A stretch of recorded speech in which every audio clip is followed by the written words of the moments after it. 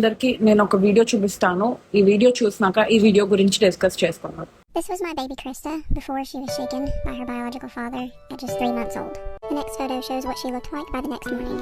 She was dripping, and that was because she laid there all night having seizures and a stroke. ఆమె actually డివర్స్డ్. వాళ్ళ ex husband వచ్చి పాపని తీసుకెళ్తానంటే పాప 3 నెలలుగా ఉన్నప్పుడు ఒక రోజుకి పంపిస్తే నెక్స్ట్ డే మార్నింగ్ కల్లా పాప కళ్ళు సరిగ్గా తెరవట్లేదు, బ్రెయిన్ ఇంజరీ అయిందని చెప్పారు. అండ్ అన్ఫార్చునేట్లీ 3.5 yearsగా ఉన్నప్పుడు పాప చనిపోయింది. సో ఇదంతా ఎందుకు అయిందంటే షేకెన్ బేబీ సిండ్రోమ్ వల్ల. చిన్నపిల్లలు మెయిన్గా అస్తమాటకు ఏడుస్తూ ఉంటారు. వాళ్ళని ఊరుకోపెట్టి ఒక పాయింట్ ఆఫ్ టైంలోనే బర్స్ట్ ఆఫ్ ఫ్రస్ట్రేషన్ వచ్చేస్తుంది. పిల్లల్ని గట్టిగా ఊపేసి లేకపోతే పైకి ఇలా గాల్లో ఊపేస్తూ ఉంటారు. పిల్లలు ఒక హెడ్ అనేది 25% ఆఫ్ వెయిట్ పిల్లలకి ఇస్తుంది. అండ్ వాళ్ళకి ఉన్న మజిల్స్ అనేవి చాలా వీక్గా ఉంటాయి. ఇలా ఊపేయడం వల్ల లోపల ఉన్న బ్రెయిన్ అనేది స్కల్కి వెళ్ళి కొట్టుకుంటుంది.